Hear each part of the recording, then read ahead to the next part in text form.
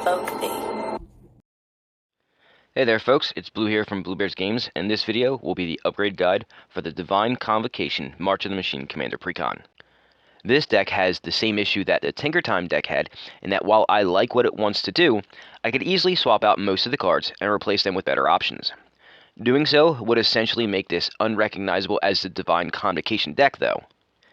Instead, I have pinpointed 19 cards that I believe would be great upgrades to the original deck without taking away its identity completely.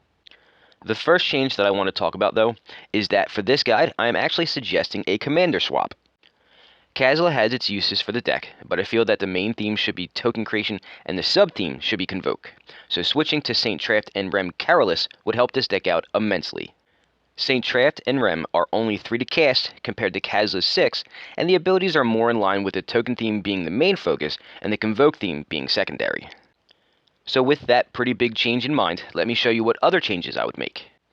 Before I get into the guide though, I want to take a moment to let you know that if you're in the market for a pretty awesome looking deck box, playmat, or sleeves, please visit our sponsor at arcane-fortress.com and take a look at what they have.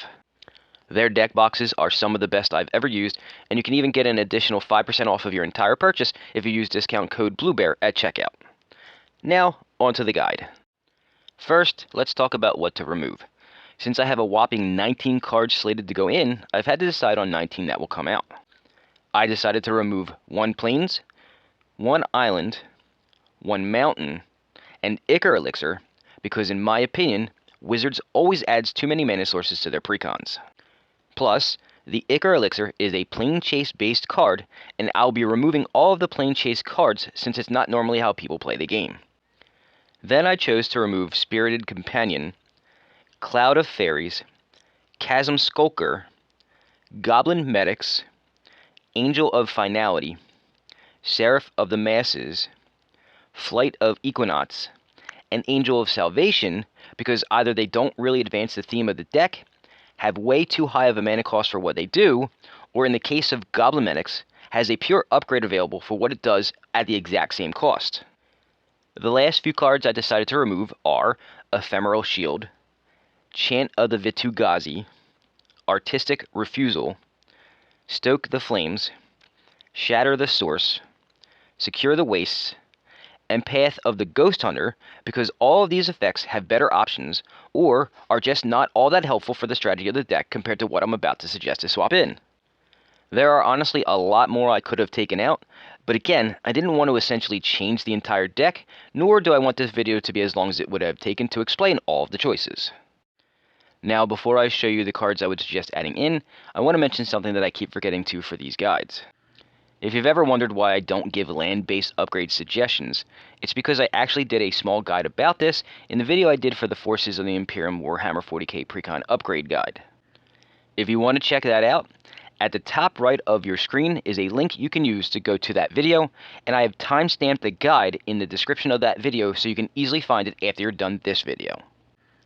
Now let's talk about the cards I've chosen to swap in, starting with the creatures.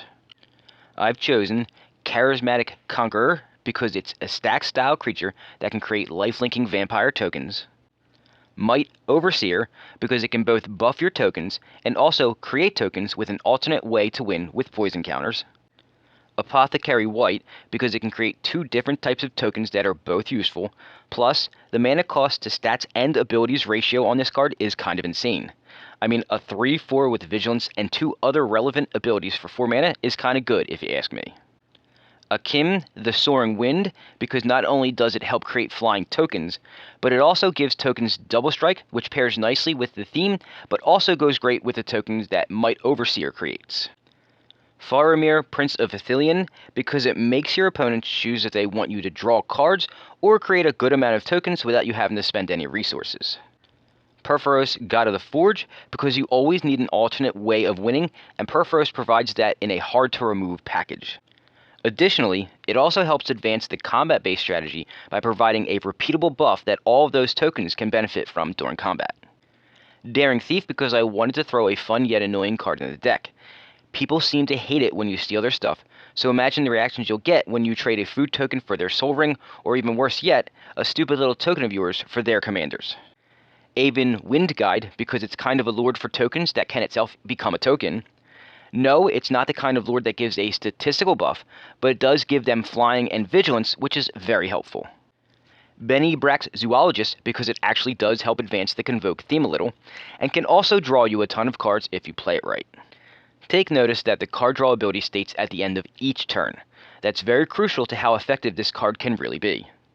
And the final creature I want to show you is the one that I alluded to earlier as a pure upgrade to Goblin Medics called Spireside Infiltrator. Both of these cards have the same mana cost, but the Infiltrator has better stats, and now when it becomes tapped, it deals a damage to each opponent instead of just one to any target. It's just better in every way. Now let's look at one instant and one sorcery that both have Convoke, and have much better effects than a few of the spells I took out that also had Convoke. They are Everything Comes to Dust and Transcendent Message. Everything Comes to Dust is good because it gives you some control over what on your side gets exiled. The mana cost is high, but for once that's a good thing, because it allows you to choose what you want to save on your side of the board, which could actually end up leaving you with enough to take control of the game and eventually win. Transcendent Message doesn't have quite that powerful of an effect, but it is an instant that can draw you a ton of cards during your opponent's turn without leaving you vulnerable to oncoming attacks. Next, I have 3 enchantments that I really liked for this deck. War Leader's Call, because it's a static buff for all of your creatures, not just the tokens, and it has a similar ability to Purphos in that it deals damage to each of your opponents when a creature enters play. That's any creature, by the way, so every token you create that's a creature will trigger this ability. Just like Purphos, this is an alternate way to win if you can't win through combat. Rabble Rousing, because it's a repeatable way of creating a mass amount of tokens. I removed one-time spells that create tokens in favor of this just because it can be done repeatedly, which is purely better in every way. The Hideaway ability is just a bonus. And the final enchantment is called Assemble the Legion. As I just stated, repeatable token creation is what you want here, and this card can really pump out a mass amount of creature tokens in no time. Now let me show you 2 artifacts that provide alternate ways to win for this strategy. First is a card called Throne of the God Pharaoh. This deck is all about tapping creatures, either to convoke or to attack, so why not use the throne to take even more life off of your opponents? You may as well benefit from doing something you're already doing anyway, right? And the final card that I'll show you before I go over the combo is called Halo Fountain. All 3 things that you can do with this card fit very naturally in the deck. You want more tokens, you want more card draw, and you certainly want to just win the game, so this fits very well in the deck. I've actually suggested this card a few times, and that's because it can really put in some work for you. Just make sure you use this on your opponent's turn though, so you get the full benefit from the Throne of the God Pharaoh. The last thing that I'll show you is the combo that I really like for this build. It's an oldie but goodie called Isorev, and uses an Isochron Scepter with a copy of Dramatic Reversal imprinted on it. Most people use this combo to create infinite mana, which you can do here, but that's not what I want this combo for. No, I want this combo for a couple of other reasons. The first reason is for defensive purposes. The point of this deck is to tap creatures for various effects, but that leaves you vulnerable to incoming attackers. This combo should help alleviate this by untapping all of your stuff at instant speed when you need to. The other reason is that if you also happen to have a Soul Ring, either of the vehicles that came in the deck, and a Spireside Infiltrator out with the Isorev combo, you win the game on the spot. Since crewing a vehicle can be done at instant speed and any amount of times that you want, it gives you a way to tap the Infiltrator freely. Yeah, it's janky, but nobody will really expect it, and you can hide it by holding the Isorev combo in your hand until all the other seemingly innocuous pieces are in place. If you need this explained any further, just ask in the comments section, and I'll be glad to do so. And that, my friends, was my upgrade guide for the Divine Convocation March of the Machine Commander Precon. This deck has some really cool things that you can do, and seems a little bit more advanced than the previous March of the Machine precons that I've opened so far. The Convoke mechanic can seem a little wonky at first, but once you get a handle on how to use it, it can be a fun one to build around. So that's all for now, but I'll be doing this again next week for the 4th March of the Machine precon. I actually know which one I'll be doing this time, and it's the one I feel may be the weakest of the 5, Call for Backup. Who knows though, maybe I'll be surprised at what's in there, so join me next week for that. As always, thanks for watching, and if you could, please do me the favor of giving the video a like, subscribing to the channel if you haven't done so yet, sharing this out to anyone you think would enjoy it, and visiting our sponsor at arcane-fortress.com and using discount code BLUEBEAR for an additional 5% off of your order if you decide to purchase anything from them. Now, unless you decide to go and watch some of my many other videos, I will see you all next week.